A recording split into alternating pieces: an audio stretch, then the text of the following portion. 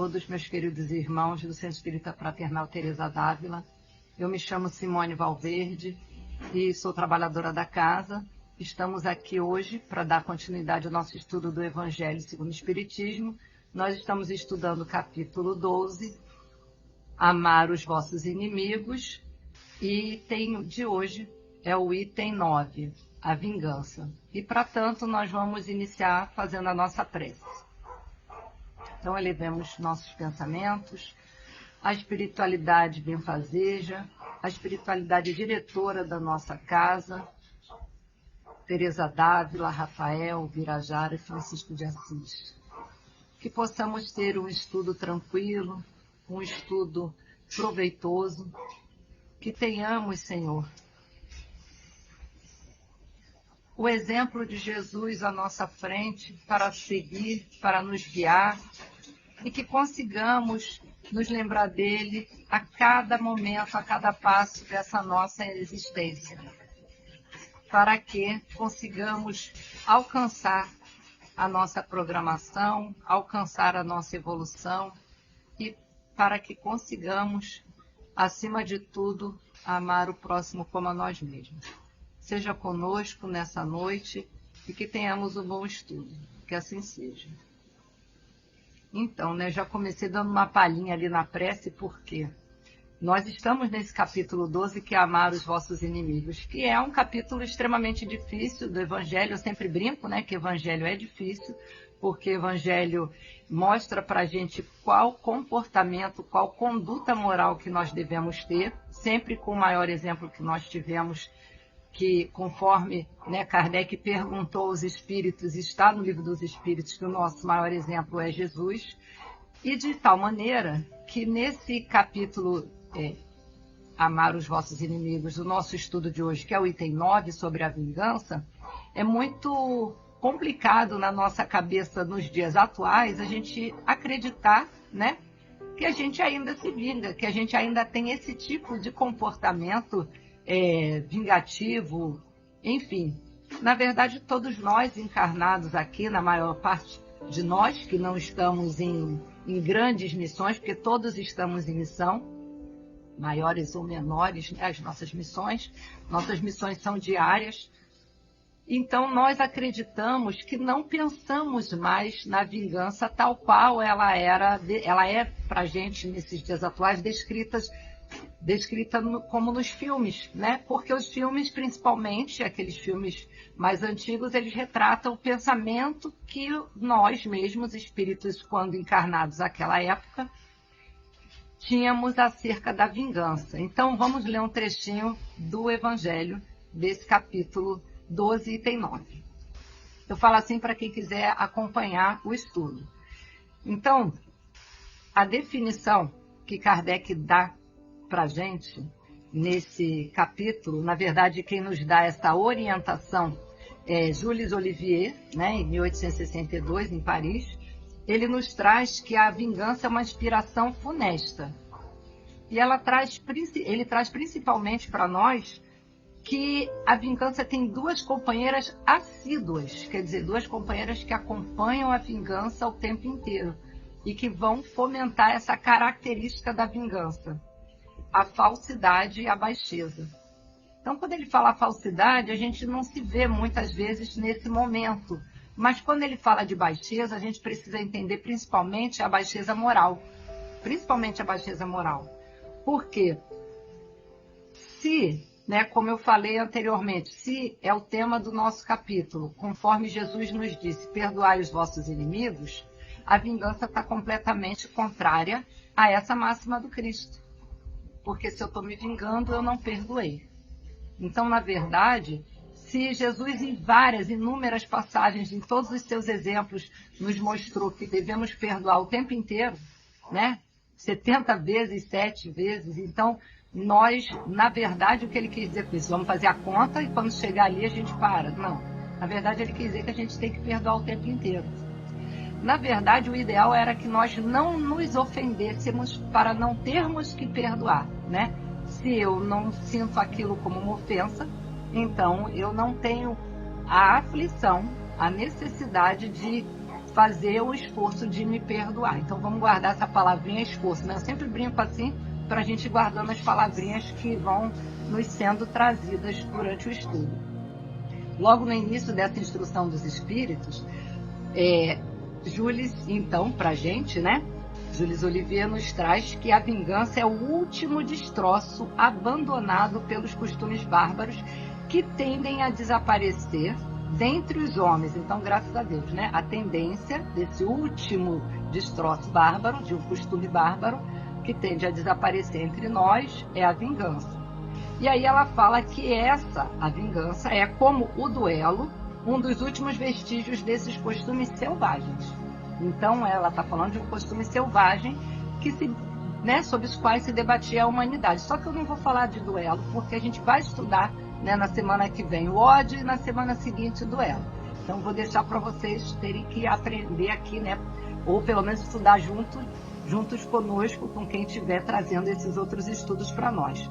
Então, na verdade, dando continuidade à instrução dos espíritos, Jules Olivier nos traz que é por isso que a vingança é um indício certo do estado atrasado dos homens a que elas se entregam, dos espíritos que ainda podem inspirá-la. Então, quando ele fala de inspiração, se eu, Simone, não consigo ainda perdoar, muito menos consigo não me sentir ofendida e sinto aquela vontade da vingança, porque a vingança a gente pensa, né?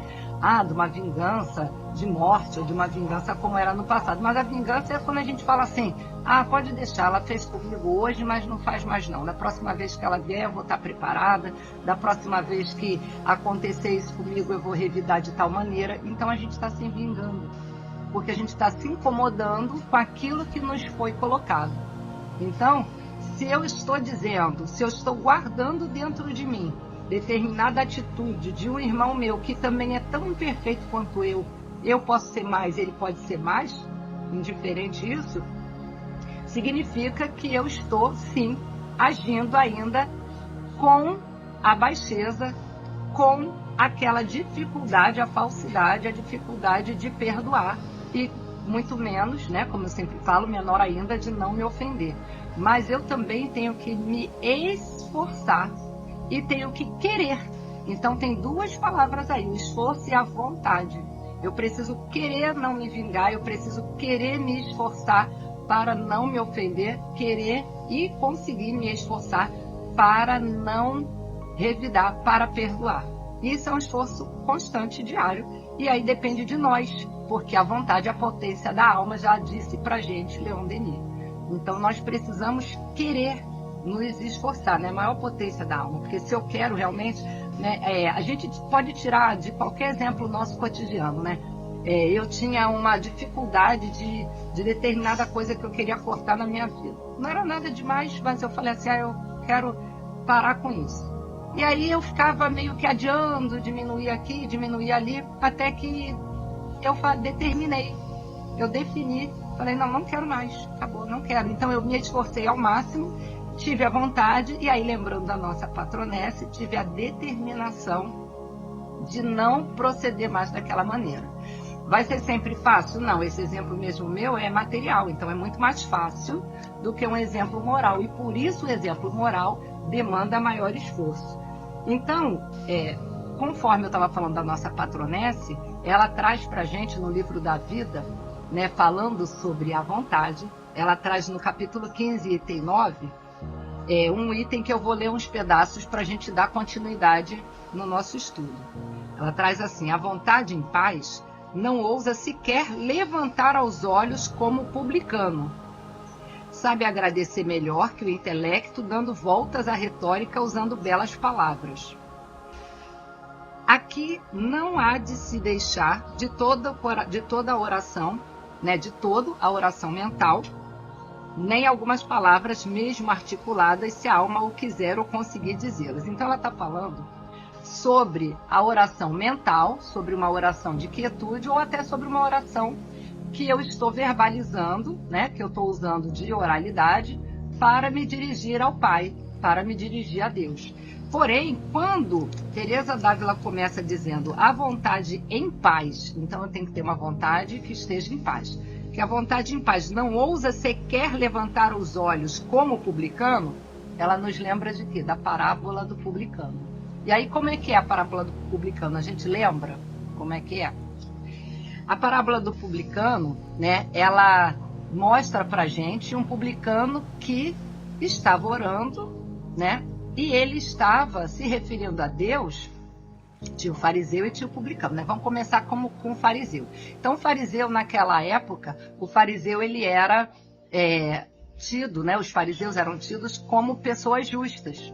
Porque justiça, uma pessoa justa, naquela época, era uma pessoa que tinha uma conduta cristã dentro da seguinte situação. Era uma pessoa que acompanhava, né? Era um povo que acompanhava as regras da religião. Era uma pessoa que tinha a frequência, né, à religião, então eles se consideravam justos. E aí tinha os publicanos, né, que cobravam os impostos, que tinha aquela vida, vamos dizer, eram tidos como pessoas de má fé. E aí, nesse livrinho, não sei se vai dar para vocês verem, que se chama As Palavras de Jesus segundo a Doutrina Espírita, e eu gosto muito por conta da explicação, né, que nos dá. Ele nos fala, nos mostra primeiramente as palavras que tanto o fariseu quanto o publicano usaram nas suas orações, que geraram essa parábola, mas também vai nos trazer o que eu já comecei falando, né, sobre qual seria o caráter do homem que praticasse a justiça em toda a sua pureza. Isso está no Livro dos Espíritos, na questão 879. E os Espíritos respondem: o caráter seria do verdadeiro justo, a exemplo de Jesus, né? Porquanto praticaria também o amor ao próximo e a caridade, sem os quais não há verdadeira justiça. Então, ao tempo de Jesus, os justos eram aqueles que cumpriam as práticas rituais propostas pelo judaísmo, como os fariseus faziam. Dessa maneira, eles se consideravam puros. E por que eu estou dizendo isso? Porque aí o fariseu, então vamos ver a parábola como ela traz para a gente. 2 homens subiram ao templo para orar. Um era fariseu e o outro era publicano. O fariseu de pé orava interiormente deste modo. Então era uma oração que ele fazia calado. Ó Deus, eu te dou graças porque não sou como o resto dos homens, ladrões, injustos, adúlteros, nem como este publicano, que ele devia estar vendo ali à sua frente. Jejuo 2 vezes por semana, pago o dízimo de todos os meus rendimentos. O publicano, que estava distante, se manteve à distância, ou seja, ele não se... A palavra não seria não se misturou, a palavra, né, talvez um termo melhor seria ele não se sentiu à vontade para estar entre aqueles considerados justos. Então a atitude dele física já é uma atitude de respeito. Então, mantendo-se à distância, não ousava sequer levantar os olhos para o céu, mas batia no próprio peito dizendo: meu Deus, tem piedade de mim, pecador. Então, quem que a gente acha que foi o mais justo ali, o mais correto, né? Eu não estou aqui julgando, nem seria eu que julgaria se aquele fariseu era de fato justo. Mas, na verdade, nós, durante a nossa oração, e aí tanto Teresa d'Ávila nos traz isso no Livro da Vida o tempo inteiro, não só sobre a nossa vontade, a nossa determinação e nosso esforço em orar, como ela nos traz durante essa leitura do Livro da Vida, é muito rica, né? A gente tem que ler, reler, eu não paro de ler, eu termino e volto para o início. Então, a gente vai lendo e destrinchando pedacinho por pedacinho. A cada momento que nós vamos ler, nós somos novas pessoas, né? Em novos momentos da nossa encarnação.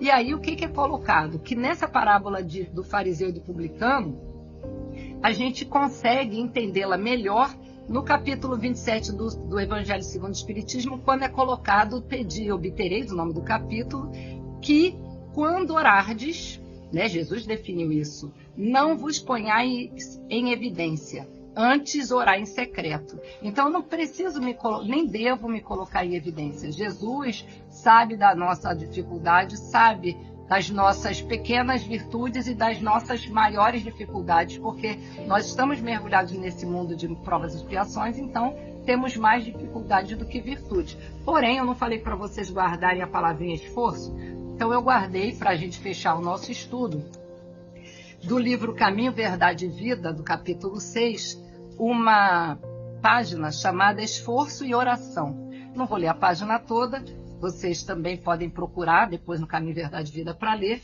Vou ler um trechinho que nos diz o seguinte: esforço e prece, então são os dois juntos, esforço e prece completam-se no modo, vou repetir, né? Esforço e prece completam-se no todo da atividade espiritual.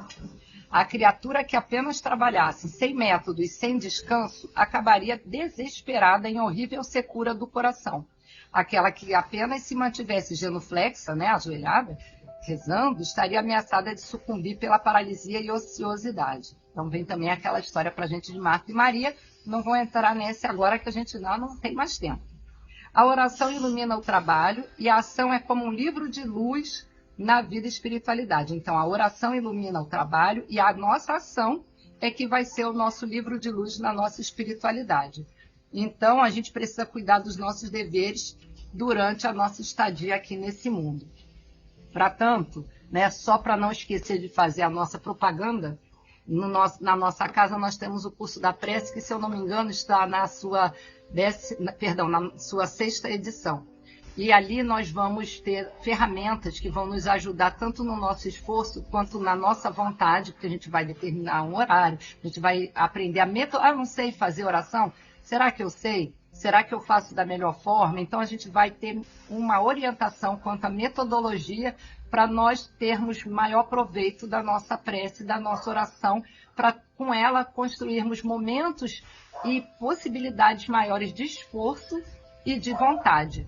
Então, que nós possamos elevar o nosso pensamento a Deus e a Jesus, a nossa espiritualidade da nossa casa tão amada, para que consigamos trazer para nossos dias esse esforço, essa vontade, mas especialmente a determinação de Teresa d'Ávila, para que não nos falte a cada momento, a cada dia, em a cada situação que nos sintamos querendo guardar coisas que não são boas para nós, querendo trazê-las de volta na nossa vida mais adiante. Que consigamos perdoar, que consigamos futuramente ou até mesmo imediatamente, consigamos nos esforçar para não nos ofender. Seja conosco agora e sempre. Boa noite, tenhamos uma excelente semana, graças a Deus.